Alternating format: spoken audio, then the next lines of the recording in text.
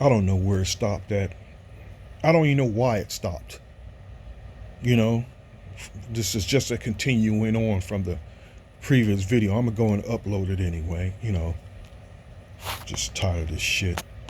Video crashing when I'm trying to make one, but anyway, it just crashes for whatever reasons.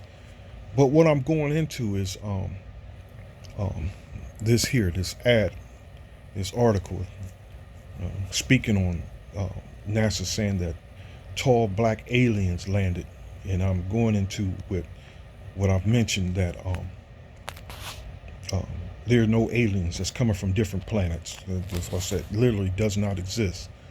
But it's just part of Esau's you know narrative that he's pushing. That the angels, Yahweh Shai, who the word English calls Jesus, that Yahweh Shai and the angels are pretty much going to be um, invading aliens. And there's all host of movies, thousands of movies to back that up, starting back in the 40s.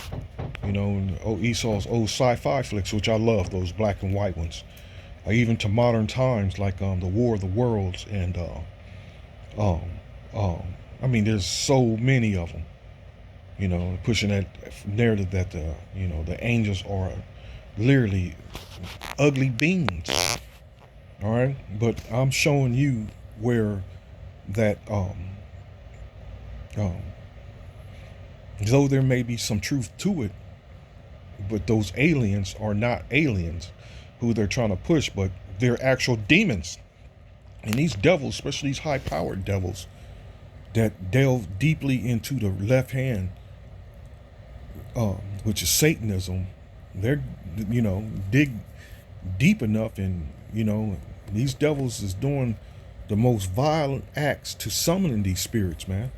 And what I have here is Aleister Crowley, where that whole idea of the big head aliens, green, big eyes, or looking like predators, or some goddamn octopus like the one in the movie Will Smith, whatever. When he punches the alien, it had tentacles or whatever, and he punches and knocks it out, looking like octopus flying technology that's far beyond. You see how these devils insult your intelligence, man, because they're relying on you not being able to think on your own anyway, which most people don't anyway.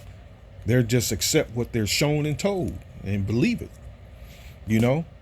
But that whole idea of that green alien actually was demons they were summoning, and that's what I have here with your boy Aleister Crowley. Okay, and let me read it again, because like I said, I don't know when the previous video, I didn't even check. I just went and opened the app again, because it just crashes and shuts down, period. So I had to open it up again and push record. So I'm gonna do it again. Aleister Crowley, during this time in New York in 1917 to 18, is believed to have summoned a being called Lamb.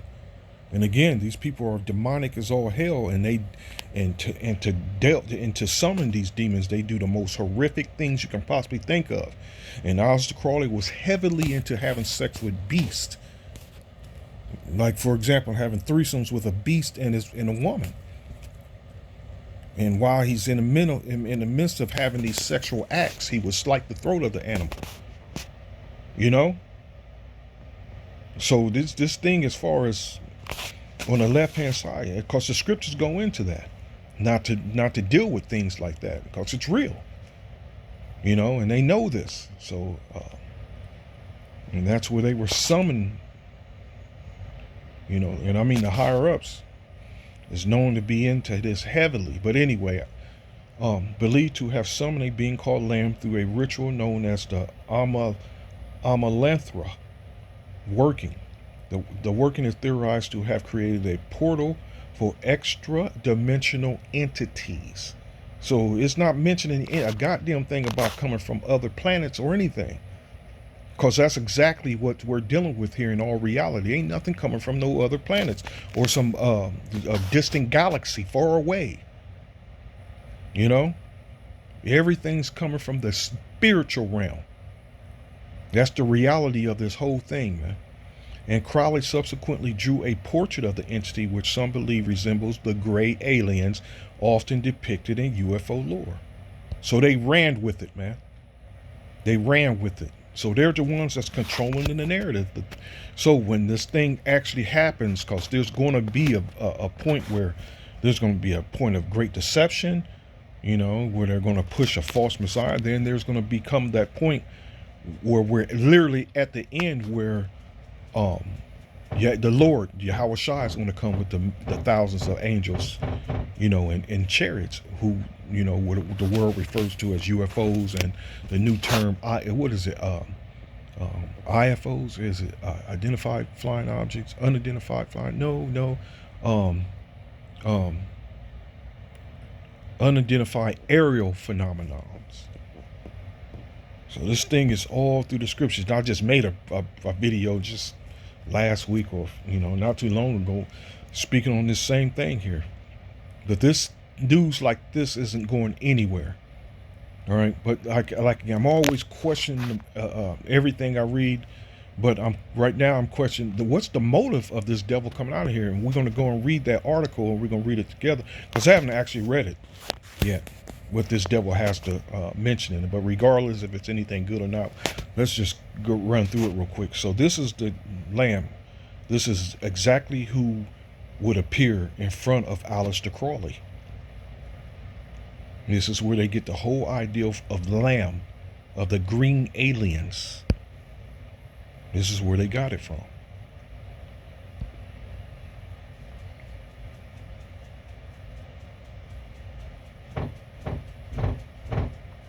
Isn't that something else? Isn't that something else? So let's do that. Let's read this. And it's still going. It hasn't crashed. So it says, a former NASA research scientist has come forward with claims of an alien landing at a U.S. Air Force base in what he describes as unlike anything we've ever been told. Dr. Norman Bergram, a respected aerospace engineer, has broken decades of silence to tell an astonishing encounter involving what he describes as a mile-long spacecraft and hundreds of extraterrestrial beings. According to Bergram, the incident occurred during a classified military operation, details of which have been buried under layers of national security for decades. The ship, he alleges, touched down on U.S. soil at a remote Air Force installation where witnesses, now either deceased or sworn to secrecy, were stunned by what unfolded. And there's a video on it. Not the actual event, but I guess the interviews, whatever. Logan describes the beings that exited the craft as a black race of extraterrestrials, around 7 feet tall, muscular, and with the bearing of a warrior class. Get that. So, hey, some angels might have shown up, because Esau's only going to let you see so much and know so much anyway. But I find this very, very interesting. Bearing a warrior class. The angels, man. The angels. And who knows what message that they received from these angels or demons. They had the look of conquerors who had never been conquered. He stated in a rare interview there was a kind of arrogance in their walk. These were not grays, not little green men. These were beings of power. This is fascinating, man. This is all scriptural. This is that, here. Again.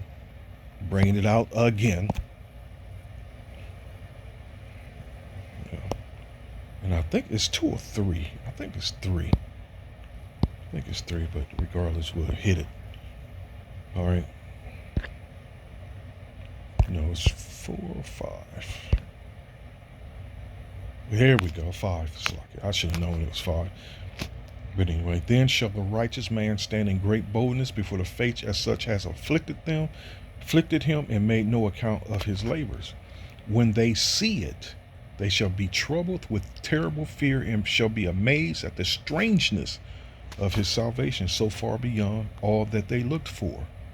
So this is what part of what we're out there on the highways and the byways prophesying, that this day is going to come where a black man, a so-called black man, is going to crack them skies. Who that black man who we refer to as our deliverer. You know, our deliverer. He's come to deliver his elect people up out of this. And the people are listening and listening and listening and scoffing and totally rejecting the message. And the main ones rejecting is 2/3 of our people, rejecting that message that he's coming to crack them skies and deliver us up out of this madness. And you know, and the heathens hearing the message as well. That's something they can never accept. You know, they were taught that, they were brainwashed that. You know, that there's no way that some black man is coming to deliver you niggas up out of this. When they see it, they shall be troubled with terrible fear, and shall be amazed at the strangeness of his salvation. So far beyond all that they look for. They don't look for nothing like this to happen in the first place. They're looking for this madness and this wicked shit, this wicked world to continue on. To continue on. That's what they're looking for. And they repenting and groaning for anguish of spirit shall say within themselves, this was he whom we had sometimes in derision, in a proverb of reproach. Part of that proverb of reproach. Again, what I've read, that Deuteronomy 28. And here, let me grab it again. Don't crash on me.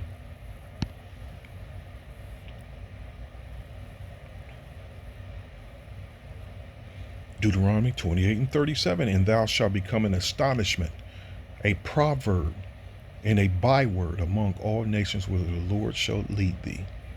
Nigga. You know, and as you see, it worked. Because the masses of our people, especially this foul generation that's coming up, you know, they don't in spirit don't know anything of being a great nation. They don't know of us being a great nation as a people. I'm talking about the Hebrew Israelites. They know nothing of it, nor do they care to know anything of it, because the devil has done his job, man. To think that's destroying, he totally destroyed our nation, getting the father out the house, having the mother lead and be the head of household, which led to the total destruction of our nation, man. Total destruction of our nation, just total destruction. Add on top of that the whole system that's designed for us to stay down, and adding drugs and guns and you know, this monopoly money, which people are lusting after and desiring to have by any means necessary. This devil did a work on our people that, again, it's only going to take a divine intervention for this to change, man. And that's exactly what's going to happen. That divine intervention, which is going to come through and crack those skies to change this madness.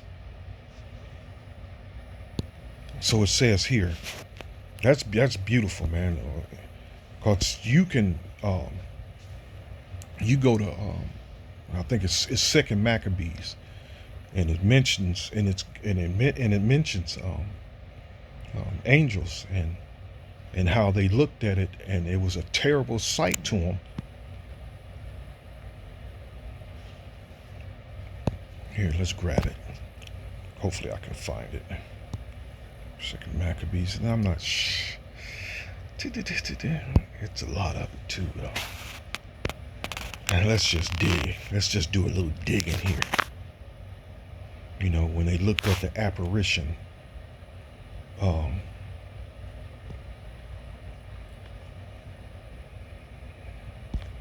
just do a little digging here.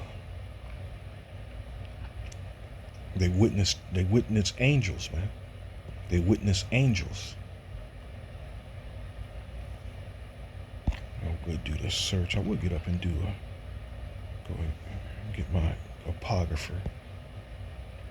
But let's do it this way. Let's just do a little digging here.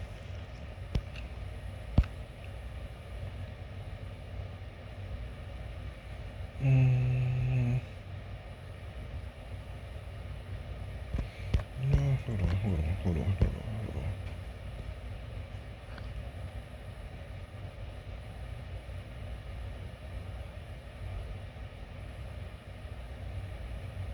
Do.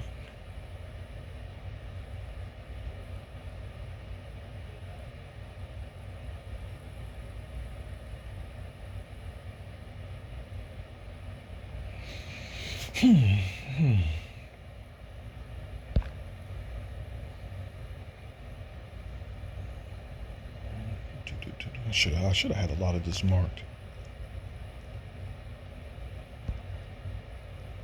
I should have had a lot of this marked.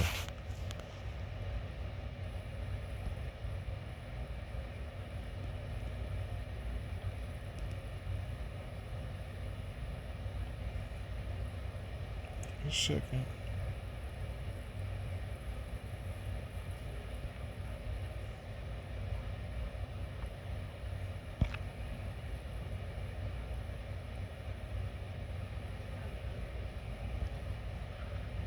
I'm about to do a quick search on this one, a quick word search.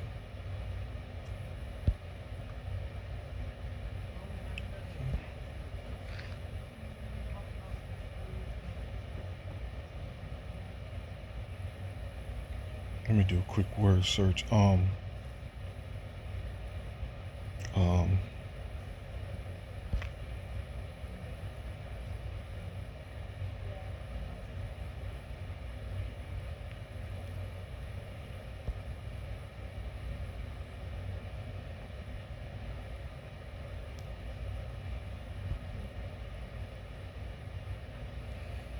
mm, mm, mm, mm, mm.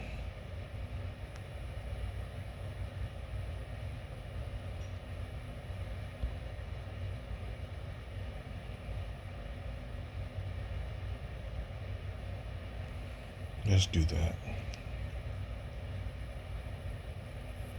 Yeah, let's do that.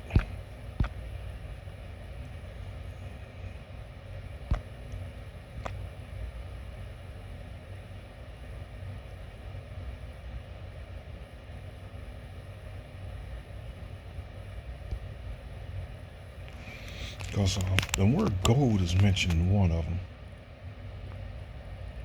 It mentions the angels. Let me hit that. Let me hit the word gold.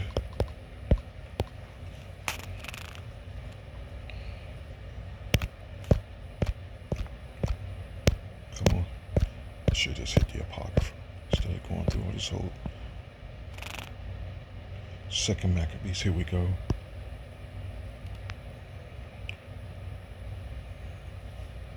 Here we go, second Maccabees. Now as he was there present himself with his guard about the treasure, the Lord of spirits and the princes of all power caused a great apparition, so that all that presumed to come in with him were astonished at the power of the Most High, and fainted, and were so afraid. For there appeared unto them an horse with a terrible rider upon it, and adorned with a fiery fair covering, and he ran fiercely and smote the Heliodorus with his forefeet, and it seemed that he that sat upon the horse had complete harness of gold. This is an angel. Moreover, two other young men appeared before him, notable in strength, excellent in beauty, and comely in apparel. And that's, you see that? Moreover, two other young men, angels, appeared before him, notable in strength, excellent in beauty, and comely in apparel, who stood by him on either side and scourged him continually. They were beating his ass and gave him many sore stripes. So the angels don't play, man. So they do get physical. And Heliodorus fell suddenly unto the ground, and was compassed with great darkness. But they that were with him took him up and put him in a litter. So the angels get busy with you.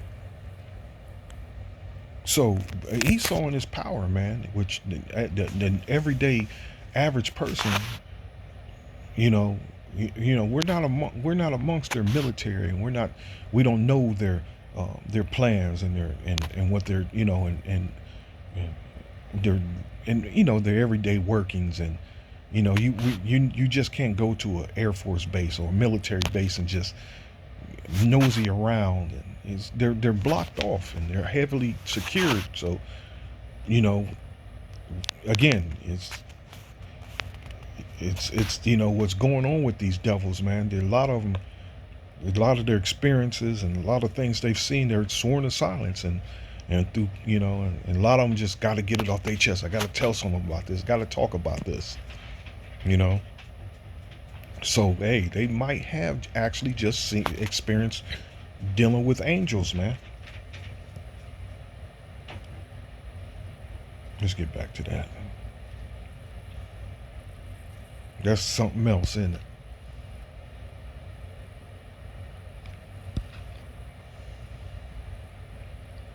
They had a look of conquerors who had never been conquered, he stated in a rare interview. And can you imagine an actual angel appearing?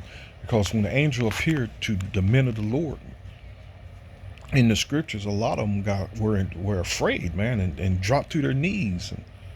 And you know, a lot of them were literally afraid, because that's a presence of an angel, man. That they may be beautiful, but it's a frightening sight. Because we've never actually, with our eyes, seen nothing like it. You know, if it was to appear right now, man, it would literally scare the living hell out of everyone except us, the men of the Lord. Though it might, appear from me, it's gonna be a frightening sight. My heart's gonna pump like, like madness. He stated in a rare, for this was a kind of arrogance in their walk, like I walk. When I was told I was arrogant when I was in the gym. It was just me walking, just me being me. I wasn't being I didn't have pride because of my size, my height, my weight, just my muscular build. I didn't have that. I wasn't a pride. I didn't have pride, man. I didn't walk like that. I knew I felt good, and feeling good, it shows when we walk, man. When you're in power, it shows in the way we walk. You feel good, man. It's just Jake. We have a way when we feeling good, when we're happy, man. You can act. You can see it. If we're having a good day, man, you can read that in a Jake.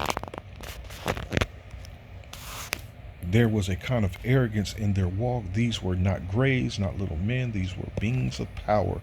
The shocking racial specificity of Bergram's account has raised eyebrows and sparked heated debate in UFO circles, with some speculating that the U.S. government has long been aware of multiple extraterrestrial races, and there are no multiple extraterrestrial races. So again, there they go. They're controlling the narrative, man. They're trying to control the narrative, by having you think that. No, there's just the angels, and whether they're good spirits or there's bad spirits coming from the spiritual realm. That's all that's going on here. Ain't no billions of years ago that these other galaxies and universes were being formed, and through all these billions of years, they advanced technology they developed. And no, this is nothing. Everything that we physically see, everything in existence right now in this realm is no more than 13,000 years old. Give or take a few years. And that's it. This is all new. Some possibly more humanoid than others. Belgram is no French crank, a pioneer in spacecraft engineering, a fluid system controls. He played key roles at Lockheed Martin and NASA's Ames Research Center. His work is role stability laws helped stabilize early missile systems, and he was instrumental in thermal ice prevention design still in use today. And it's going into his history to verify his that's how Esau his credentials is through his education system, which they're all indoctrinated, with a curriculum that changes constantly. But that's how they are are accepted. There are credentials, their positions of this world, which again, the millions and millions of people that have all these uh, labels and all these um, degrees, doctrine, and bachelors and masters, but but the world is going to shit. It's all a scam. It's all a scam from the early school years, from the daycare to the highest college degrees. It's all a scam, and it's all bullshit. And again, that's another topic. You know. So these people that's supposed to be so learned really don't know a damn thing. Don't know nothing, man. You know, and that's why the men of the Lord, and that's why the prophets were rejected, because they weren't considered to be these amongst the learned men. All right, which the scriptures. Um,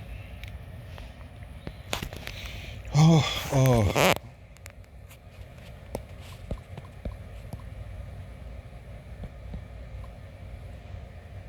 come on.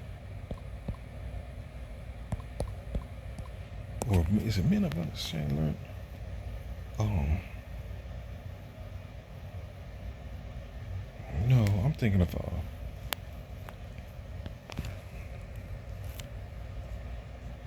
um,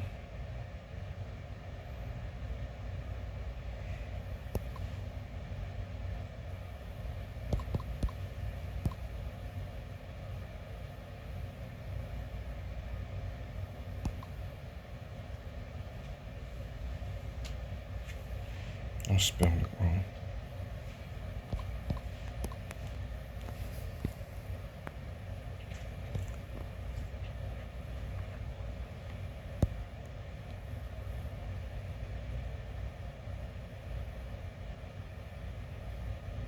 Oh, here's John 7:15. Let's hit this real quick.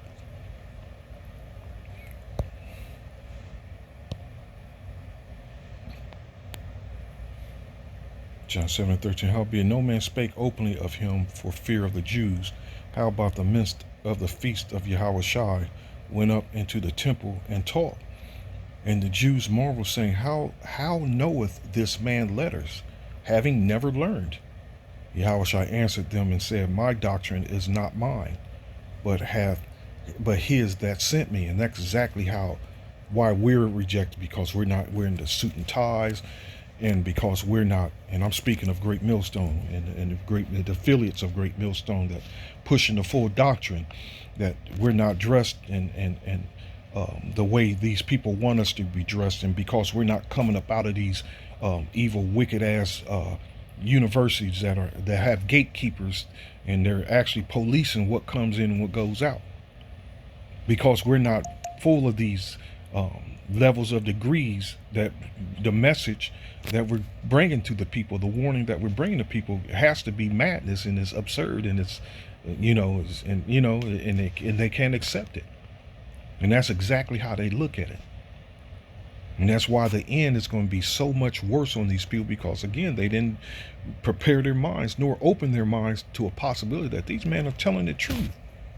That the Lord is actually dealing with these people, that who the world ignorantly calls Jesus, whose real name is Yahweh Shai. He's actually coming to deliver these people. And you got to think of it. You got to think about that. All these degrees and all these powerful people in the world, and all these universities and colleges and whatnot, they still can't fix all these problems in the world, man. And it's continuing on, getting worse and getting worse and getting worse. So it doesn't have no weight.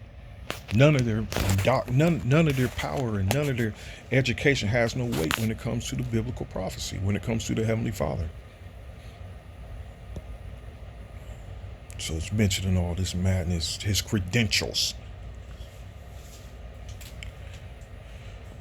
He also drew testing, oversaw testing for the Polaris underwater launch missile system, and was a key analyst in satellite deployment strategies, positions that would have given him direct access to classified aerospace intelligence. Let's skip down a little. With the growing chorus of whistleblowers, including former intelligence officers and military pilots, Burgum's claim added weight to a disturbing possibility.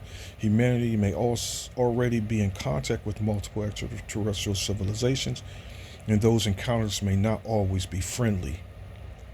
The U.S. government, for its part, continued to release dribs and drabs through Pentagon programs like AARO and UAP task force briefings, but Burgum's count suggests a deliberate cover-up spanning generations with an agenda of secrecy and control. Some of the truth movement believe that this black race of extraterrestrials may tie into ancient astronaut theories that powerful non-human beings once ruled Earth and could be returning. As Belgrum put it, these weren't visitors, these were rulers, and they hadn't come back to negotiate. Whether you believe this story or not, one thing is clear: the walls are cracking. Disclosure is no longer a question of it, but how much they'll admit before it's too late. Ooh, this is powerful, man. That's powerful. No, again, knowing the devil know. He know. Hold on.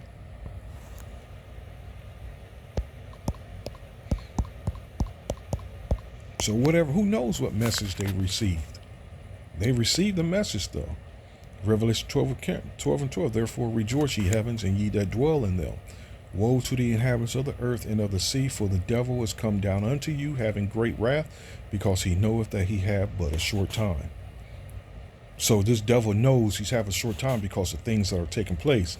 You know, for example, signs in the heaven and the stars, with the moon and the stars and the sun, you know, constellation, blue moons, red moons, and so on.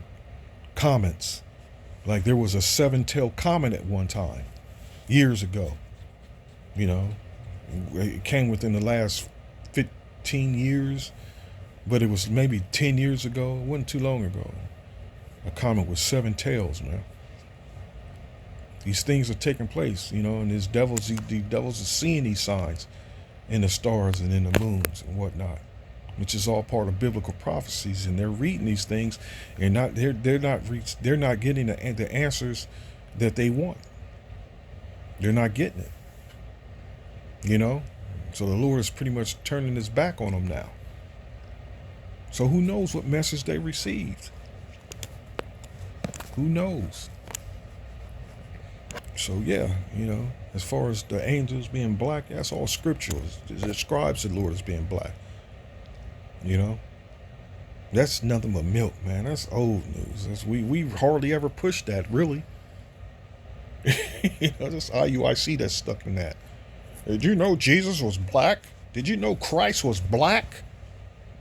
That's all the videos they throw up. Did you know the Jesus Christ was black? Amazing, man. Amazing. Yeah, these chariots are all part of the UF. They're all part of They're all part of this this reality, man, that we live. You know, they're just as real as you are. These chariots, and as a matter of fact, Yahweh Shai said that in my Father's house there are many mansions. In my Father's house, meaning He's coming to get us.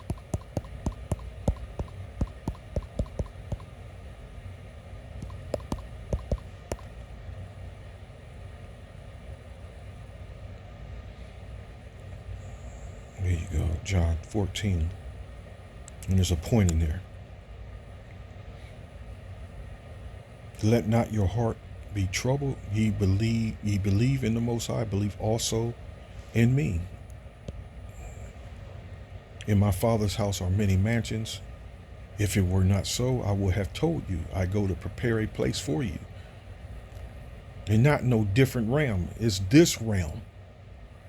You know, when the Lord comes and deliver his elect, man. And especially after that, oh man, we're going to plant the heavens. the planets, which are those mansions, the planets. The Israelites were going there.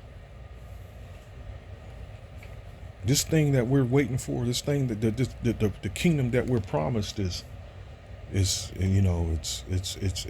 we come up short describing it. The blessings, man. We're gonna literally be in heaven. When you describe heaven, heaven. Let me do that. Heaven.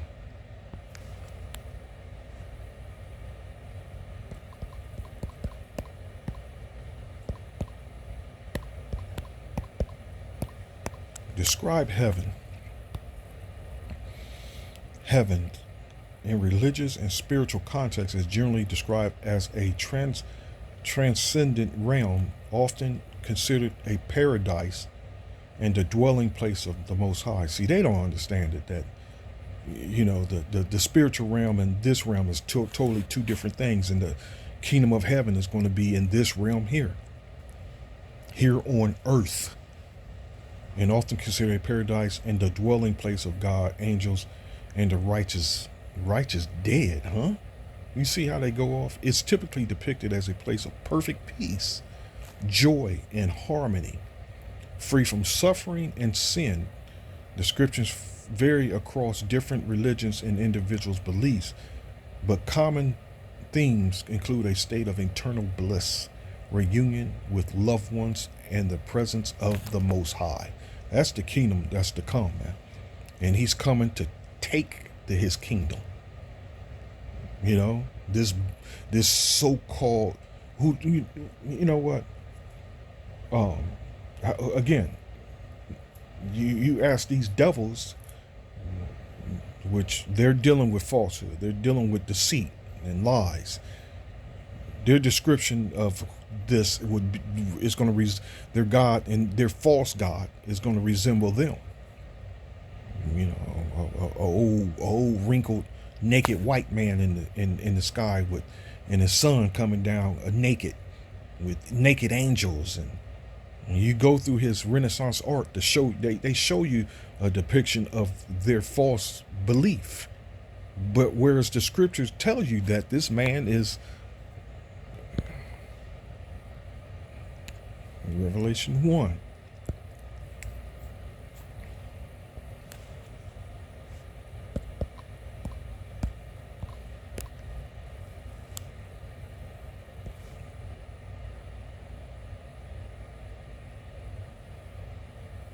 Here we go. In his hair, his head and his hairs were white like wool, as white as snow, and his eyes were as a flame of fire, and his feet like unto fine brass, as if they burned in a furnace, and his voice as the sound of many waters.